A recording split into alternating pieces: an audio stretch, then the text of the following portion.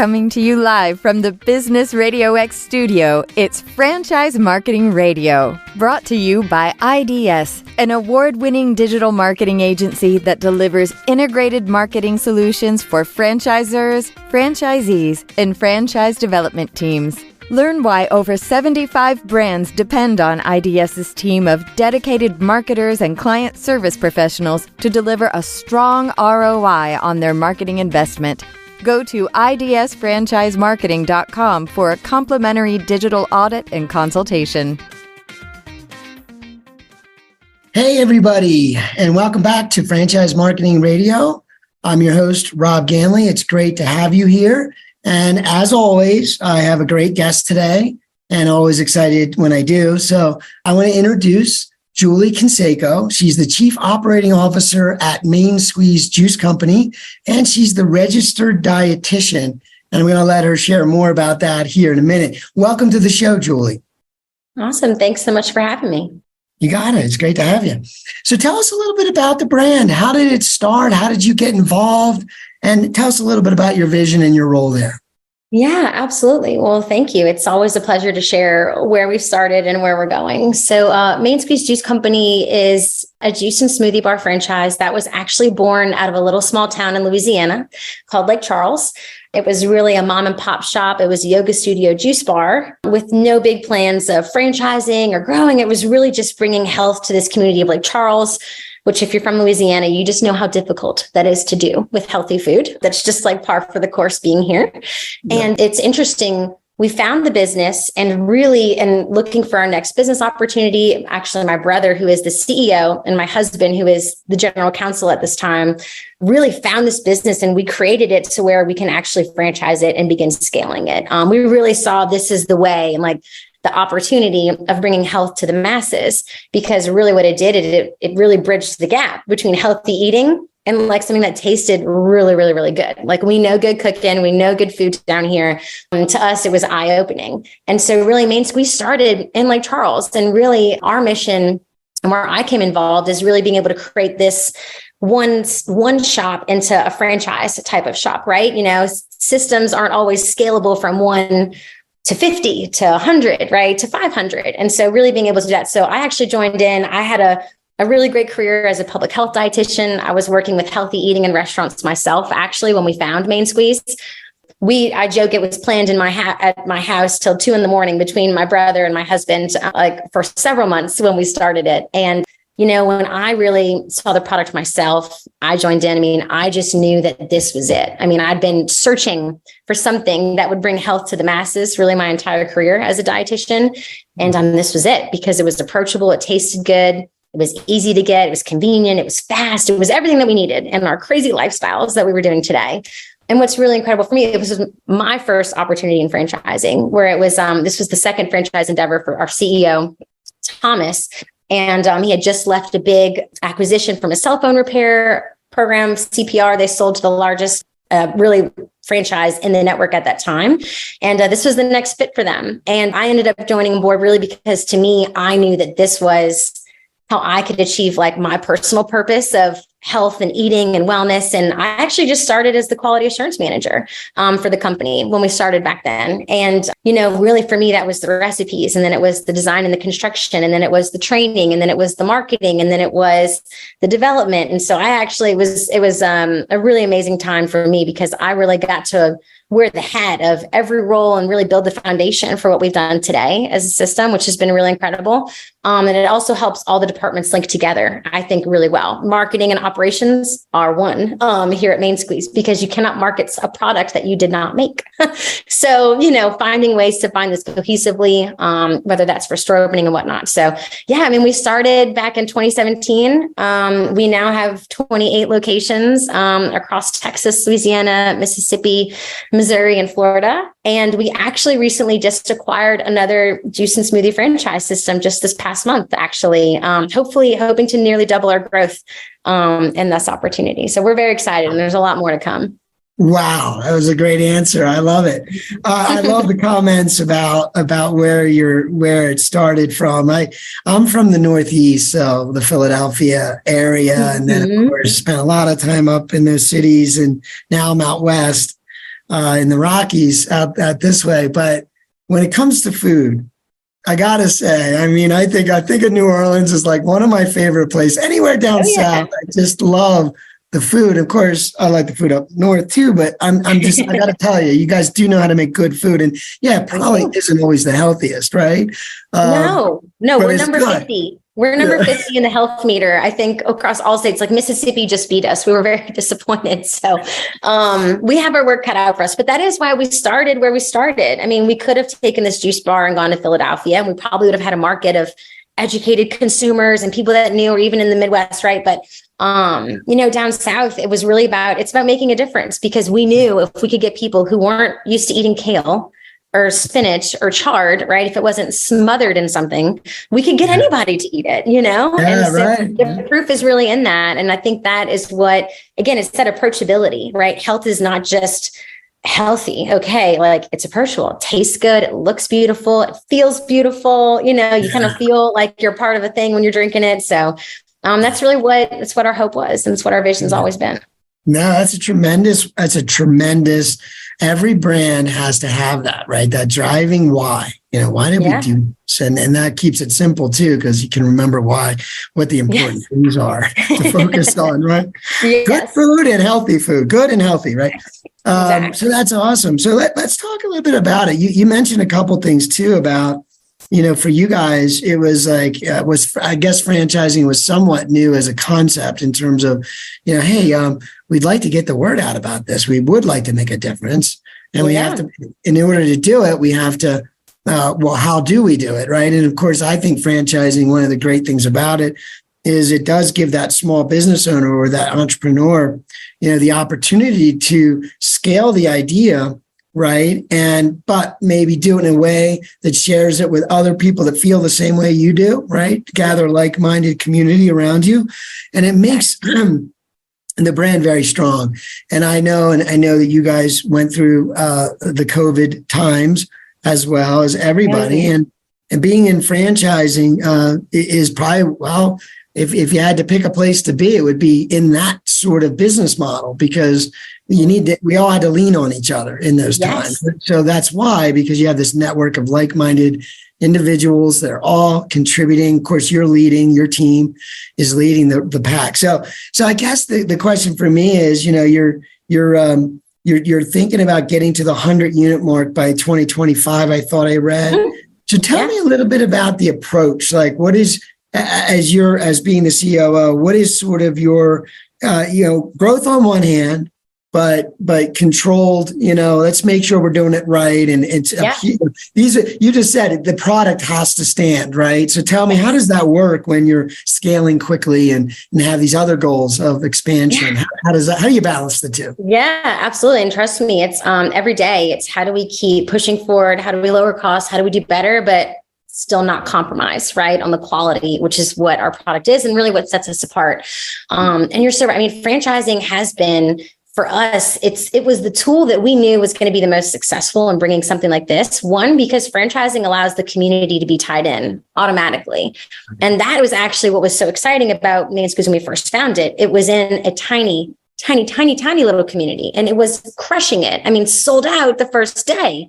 And so, but it was not because I was there doing it. It's because people that they knew in their community were making that juice, right? They were making the smoothie, there's this way. There are businesses that open several corporate locations. Like, we have opted actually not to do that as a system. We did open one corporate location when we started, mainly because it was like our factory, our learning factory, right? We opened that store, we designed the store, we trained at the store, we did we had all of our initial marketing initiatives. So that was our learning lesson. That corporate location, we've sold it to be a franchise because we want to focus our time on supporting our franchisees and growing the business for them more than anything. But that's what's incredible. I mean, the franchise network allows everybody to be deep rooted in their community. And that is what sets a lot of things apart. Two, I mean, everybody has the same why for Main Squeeze. A lot of our initial franchisees were customers. I mean, they came in and they just loved the product, and they're like, how do we do this? Like, we need to do this. I mean, we had a couple in St. Louis actually who didn't even try our product. They just found our product, and amongst all the other branding that was out there, they chose ours. because it was the most beautiful and it seemed like it shared the right message the right way. So, I think there's a way to tie in. The community aspect of franchising is incredible. And so for us, that growth is there because that's going to bring in the customers, and the customers, that's that community. You can get someone in the door one time, but how do you keep them coming back for more and getting more every time that they're there? So it's a lot of what our traction is too. And then, for us and our growth, we've clustered really strategically. We absolutely had inquiries in Hawaii. I'm not going to lie, within our first year of opening. And of course, I would love to go to Hawaii to open a store. That sounds fun for me, but that does not sound like the right fit for the business, because we had to, as we were young and we were growing and we were trying to manage costs for everybody, we really did have to cluster and structure our growth accordingly. So you'll notice, the Southeast is primarily where we've been. And we've kind of just slowly inched our way out. We're stretching out a little bit, whether it's like to Missouri or Florida. And so that's now. And then, Missouri was our next one. And then we went to Jacksonville. So we've gone, 10 plus hours away from our home office. And then now with our acquisition, think of it almost nationwide. We're everywhere but necessarily the West Coast, so to speak. So, really, really exciting. We just sold the entire state of Arizona. So that's another opportunity of growth a new way that we're thinking. It's an area representative opportunity within franchising, which is really interesting. It's a new model for us. And I'll say we've tried a lot of these newer tactics have really happened probably since 2022. We really, as much as people buckled down in COVID, man, we just hit the pedal to the metal. I swear, we actually only invested more. We created an app. We kept all of our teams. We opened more stores. We didn't shut, we put money out there. We donated because we knew that this was a product that people would want and the business would come. We knew it because we created this. And we were right. 2020 was actually one of our best years yet. It was actually in the 2021 years where everybody was fatigued and tired. And we've all, those are the harder times. And so now, we've. I was going to say, I didn't mean to interrupt you. I was going to say that it reminds me, like when you said, everybody was burnt out, like in 2021, it's like you had that adrenaline rush to get through 2020. And, and your feedback is amazing, because I heard that over and over again. We interviewed a lot of people during that time frame. Mm-hmm. And that was the advice of a lot of folks. Stay focused. Stay focused. Yes. You said it from your heart. Like, our product is what people want. Like, you think people aren't going to drink coffee because of COVID? We need our coffee, right? Yes. Whatever that is you want. And I know for me, there are some places, and unfortunately you guys aren't here in Colorado yet, or at least not near me. So I hope you are soon. But but I was going to say is I have my favorites, my juice bars, right? Yeah. I do love them. And honestly, it is about the product. It totally is. And some I like more than others, but it isn't something I would forego. And so I think that's great. Very sound advice too, when you think about what you just said about pushing through. So, but you said a few other things too. I want to make sure I keyed in on, which I think is true of a lot of franchise brands. And one is that you could tell how conscientious you guys are about, this is about the franchisee succeeding, right? They win, you win, the customer win, the community wins. And so one part of that is you're being conscientious about you're intentional about your expansion, the relationships and the methods in which you do it. So it sounds like you're having amazing success there. And I want you to tell me a little more about it. But as far as the expansion and the partnerships and things and the acquisition, but the other part of that is what you said about the product, right? And the community aspect. What I hear from a lot of franchisors like yourself is the way the franchise owner is bringing it to his community feels the same way you do. Wants to have a healthy product, a good product, one that people love and like to talk about. And that is marketing, right? That's storytelling. That I'm like you, we're in the same place, right?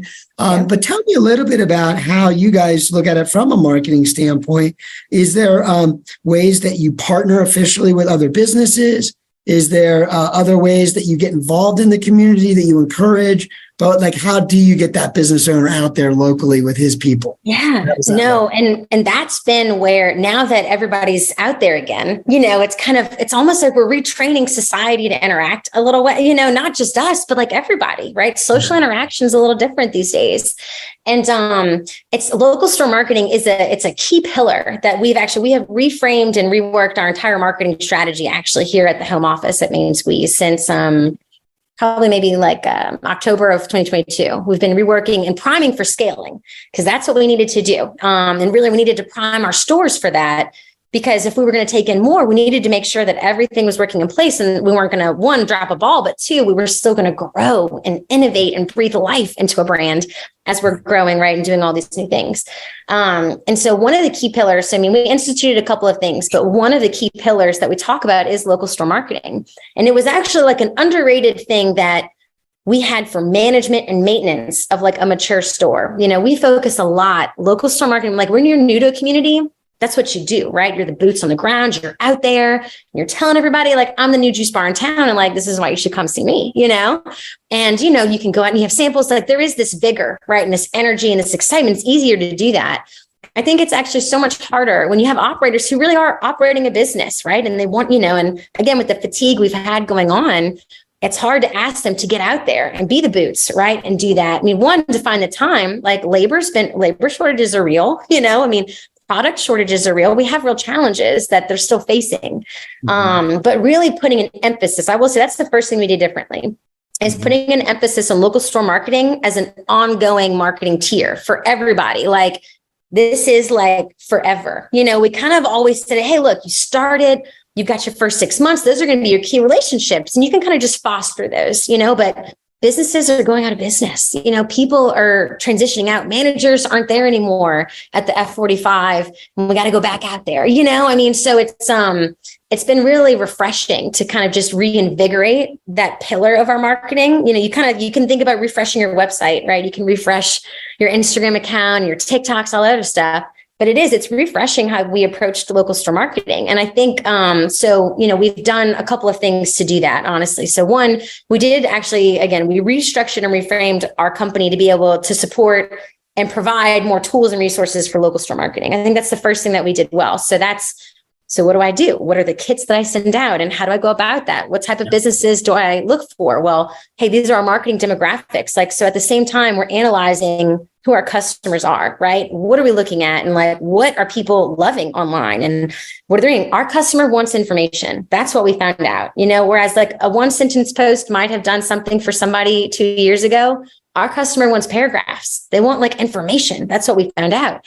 We also know their age range. And so being able to kind of combine our analysis of like the real marketing metrics, right, and measurements and pairing that with the grassroots marketing is really what's going to be a game changer, because then you're actually marketing to your target market in your grassroots. It's not such a wide net anymore, right? It's not just every school in the county. It's the ones with the top tiers with this demographic, right, that are in your proximity. And so I think that's a big thing too, is combining that really tools. And so we do workshops now. We do local store marketing workshops. And, you know, we've been working with stores. I have a store that had 200% increase year over year in same store sales just because of local store grassroots marketing. Like, no lie. That is what did it. And you want to know why? It's because it got him offsite revenue. It got him opportunities to go open. He made juice for Journey at a concert that they had out there. So you have that power. And while we all I feel almost a little powerless in this day and age, right? There's just so much that's been out of our control. We've all done everything we can. You know, it is just putting yourself out there again and getting comfortable with that. But then also giving our system the tools to be really strategic, because we know how much work it is. We know what they're doing right now. We know that they can't spend all of their time out there. They still have to operate and run a business. That's a big part of it. But, you know, I think the biggest thing, Rob, is it really starts with the franchisees we've selected. I mean, like you said, they are marketing in themselves. And so to become a franchisee at Main Squeeze, it's not like you went in, all right. Like, it's actually a very rigorous vetting process. They meet our whole team, our entire team stamps off on them.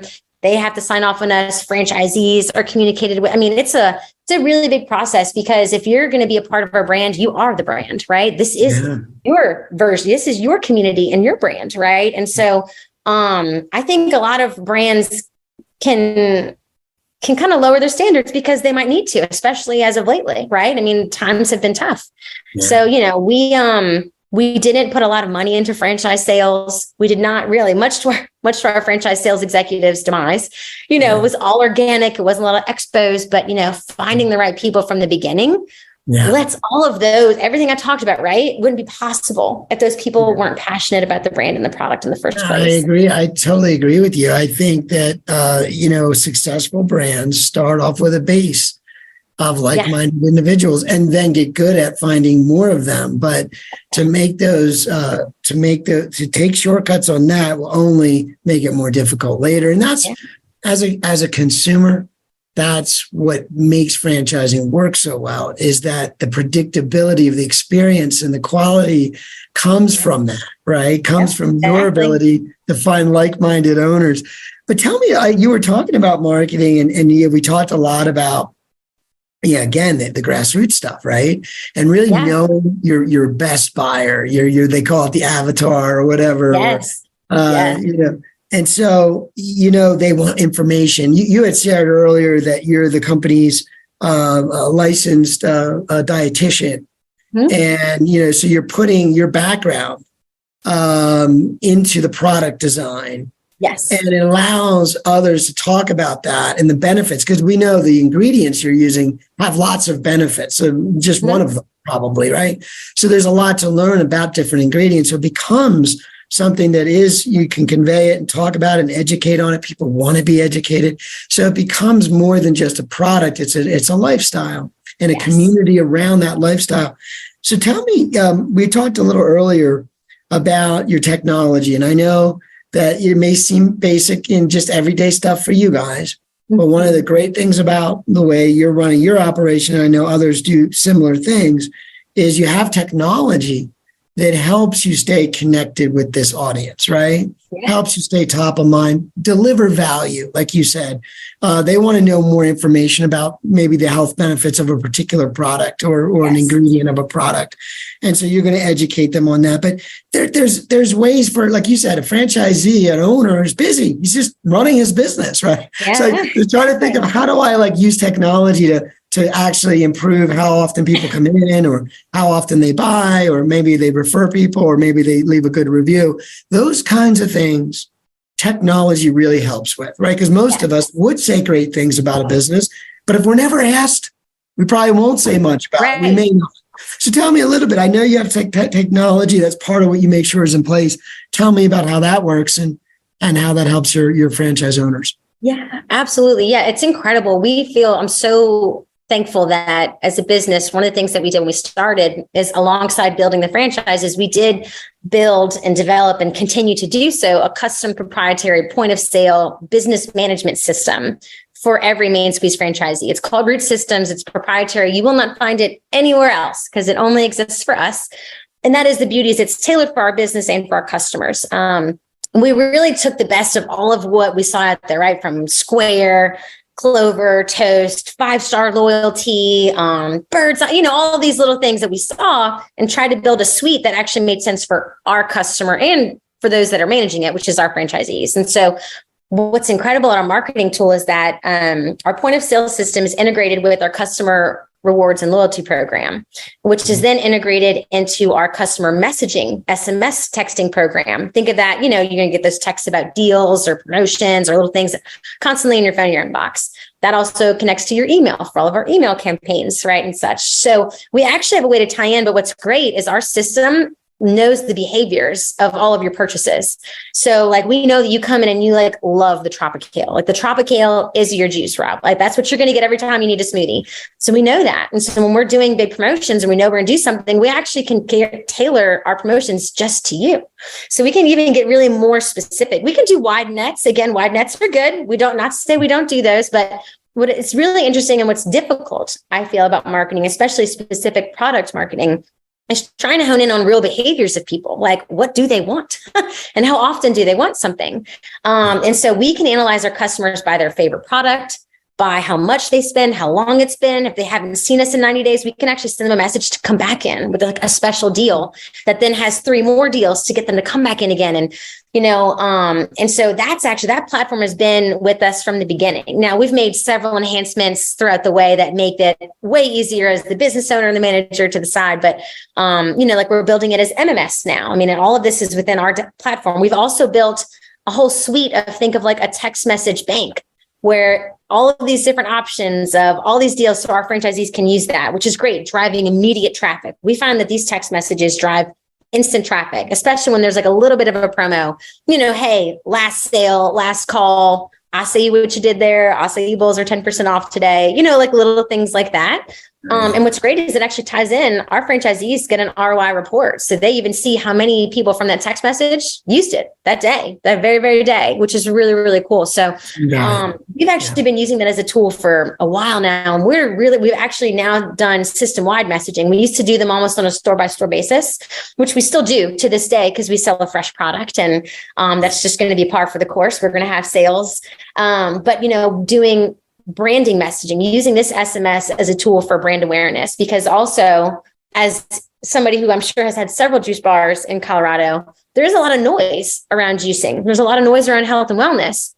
And so you have to be above it, and you also have to stand out, and you have to consistently be in it. So, we have been, a lot of what our tactics right now are frequency and trying to get in like 14 times is kind of the name of the game now. It used to be, I think 3 or 4, I swear. When I was my goodness. I know. But I was going to say 14 now. It's you're up in the ante. Yeah.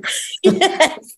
Our attention spans have dropped significantly. Yes. So I guess you have to. Yeah. And then the last tool, I just wanted to say another thing is we really did enhance the technology. So those are the tools for like in-store, like loyalty, which is great, but it's also, you want tools for the customer. So we created an app, and that app's not just about ordering. You can go in there, you can actually see videos of me talking about all the juices and the products. There are things that I've written about them. We've taken all the time to have like video production on that. We go through extensive training, actually. Like our team is our marketing. Our frontline staff is your marketing. They're the ones that talk about the product day in and day out. And so you have to educate them. You have to excite them. So we do like team member contests on things like that. So, and then, one other technology I'd say that we do is self-order kiosks. Another thing that we pioneered throughout COVID. Throughout COVID, we built, I think in 2 months, a curbside mobile, like a web ordering platform, like on our website, literally 2 months. I mean, you didn't even have to go in, but you had to like say you were here. And, it was this whole little thing. Right. Within a year in 2021, we built a full-blown app where you never even have to get outside your car to get your order. Actually, trust me, as a mom with the child in a car seat, like it's my favorite thing ever that I don't have to get her in and out of it. And then we also layered in self-order kiosks, which really helped with the staffing shortages that we've had. So think of it as like a self-checkout, an interactive space, this huge tablet next to all of our juice fridges. It's in our standard design now. You can check out yourself. You can learn more about the products. You can read about the products. So if people are busy and you're a customer who wants the information, you actually have it right there at your fingertips, everything that you want. So we are trying to, we have the tools at home. We have the back-end tools for us. Then we have even in-store resources that we're starting to really layer in more. And that's only going to be more to come for sure. Yeah. Well, it sounds like amazing. As a marketer, I can appreciate everything you're saying. You really built a way to reach everybody, right? Which is key. It's like, well, everybody's a little bit different. Some are, hey, today I just feel like grabbing it on the go and I don't need to talk to anyone. So even if you didn't have staffing issues, just having that option. And I know COVID created a lot of great innovation that, hey, it's stuck. It's not like you need to stop it now. We can keep it going. Exactly. So just real quick, everything you're saying, being the product, loving the product. I experience the product and I love it. That's the best marketing of all, because I'm going to keep coming back. I'm going to tell my friends, I'm going to leave good reviews. And that's really the key. But you, of course, still have to lay the foundation. You have to be a brand. So you're out on Facebook, you're out on Google. Tell me how that works for your local markets. What are your priorities there?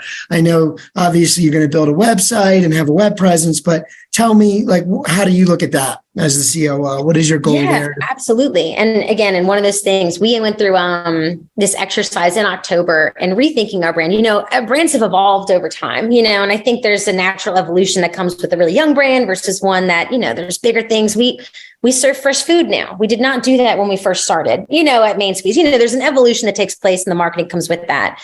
I think online, what we're noticing, the first thing that we were really trying to learn and understand is who was our customer online. We understand who's coming in store. We understand that we can see that, but who's reading the information? Who's the potential?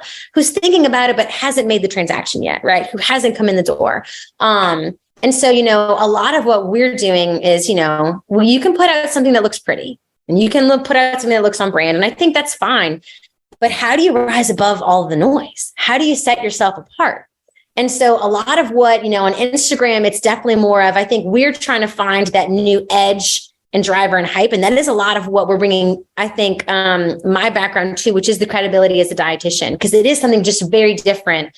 There's no other juice bar out there that are really, I've met the Taco Bell dietitian. She's actually pretty cool. There's just not many of us out there in fast food or quick service.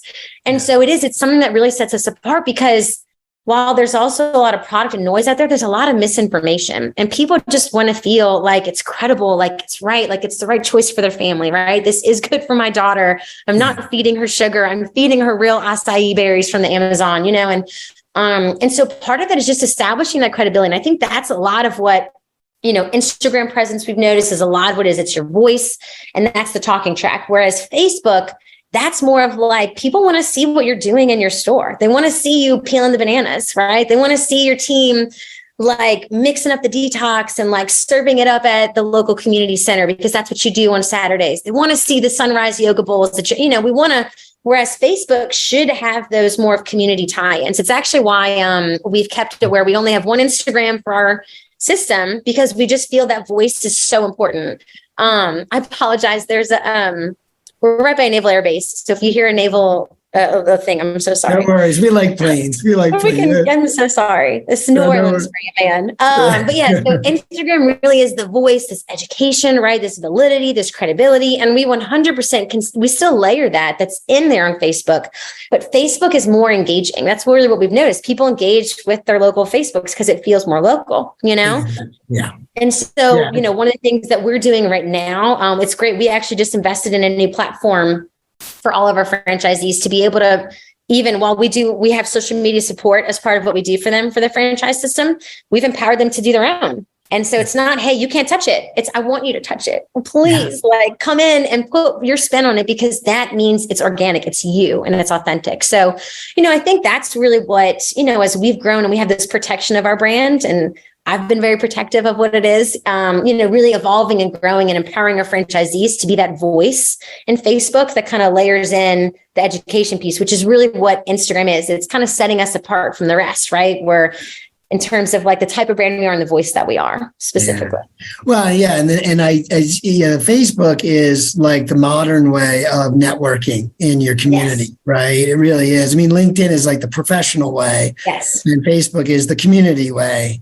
And certainly Facebook, I mean, I think we're all on Facebook. I know there's a few that aren't, but it's just, it touches everybody. Hey, my Gen Z are still, Gen Z still on Facebook here at our office. Okay. Like they're still here. That's all I'm saying. Gotcha. Well, no, but that's the way you put that was awesome. I think that was really, really important to kind of distinguish how you leverage the different tools and how you assess how Instagram makes an impact, but felt that, really having that consistency from you guys and education based, and you knew what they want. And then on the local side, and the Facebook really makes sense. And that's really important to understand those differences and how to focus, right? How to really zero in, because you're right. There's a lot of noise in the juice world, but certainly a lot of noise in the digital marketing world, right? Like, what do I focus on, right? Like, holy mackerel. So that's awesome. Well, listen, I want to make sure that we respect your time, and I love that you've been here and shared all this with us. And before I let you go, I love to ask this question, and I can hear it in you. You have so much energy and passion for this brand. As you're leading this team and helping franchisees lead theirs, is there something that you find yourself gravitating towards? Is there one thing or just an idea or concept that you love to reinforce that you would want to share with the audience? Yeah, it's really interesting. When I am coming out of college as a dietitian, and kind of it's a very public health world. You don't expect to, I will say, you don't expect to do really what I'm doing today. I'll be honest, I never thought this would be the path, and it's definitely not something that you saw as this big industry changing thing. But, I read this book, and it was Lean In for College Graduates. I will never forget. And it was about kind of just like embracing your you, like leaning into yourself. Not, it's so funny. Poor Sheryl Sandberg gets she gets a bad rap for her lean in and for feminism. But this was it was a college graduate when I will never forget, because I came in and it was like, immediately I was like, well, everybody's going to know more than me. I mean, I just started this. Okay. Like, I'm just getting started. I'm here to learn from you. And while that's there and that's true, you have to lean into what you're capable of. And, and that's so much of what we drive and we see with our team here is that, like, by leaning in, it means you're not afraid to try. You're not afraid to fail. You're not afraid to do it because you believe in it. If you believe in it, do it. Like, let's go for it. And so, I think, and that just comes a lot with, I think, when you grow and like you have this confidence and you're trying, so for me, that was really one of I think it was really what helped set me up to do what I'm doing today, is just kind of that shift in mentality. I read the book on the beach. I'll never forget. And it's really, that's a lot of what we instill in our team to this very day. Oh, brilliant. Brilliant. Like I said, I love that question. I know we talked about it a little bit. I didn't want to put you on the spot too bad, but it's all, I appreciate it. Yeah, no, but that's brilliant. That's true. I mean, it is, even no matter what stage you're at, right? Right. You're always moving forward, I hope. At least, hopefully you are. But if you are, you're always leaning into something that feels uncomfortable, right? Yeah. You have to question, wait a minute, why can't I be that leader right now? Why can't I be that voice? Why can't I? Right. So like, you're right. Some people, and especially a franchisee, many times needs that encouragement. Right. Yeah. And it might be their first venture, and that's sometimes an entrepreneurial mindset isn't as natural for everybody. Some people are born that way. They're just like, I know what I'm doing. And it's almost the opposite of what but anyway, but that is brilliant. I appreciate that. Is there a website you could share with the audience? Just a quick way they could get to know more about the opportunity to kind of join you guys? Absolutely. You can check us out online at mainspacejuiceco.com. You can get information about all of our stores, our app, franchising. You can see lots about me on there. You got videos of me for every product that's in there, and learn more about our story and where we're going, because we've got a lot of great things ahead of us. Wow. Well, it was great having you on today, Julie. I appreciate you taking the time. Well, we really appreciate the opportunity. It was great to share the Main Squeeze love with everybody. We hope you guys enjoyed it. Yes, it was very good. And I'm looking forward to one being closer to me. Wherever I travel, I'm going to look for one, especially down south. Yeah, I know. Yeah, and you know what? Phoenix is not where Arizona is not far. So that's right. It's coming. That's good. That's good. I appreciate your time today. Thank you. Thank you so much.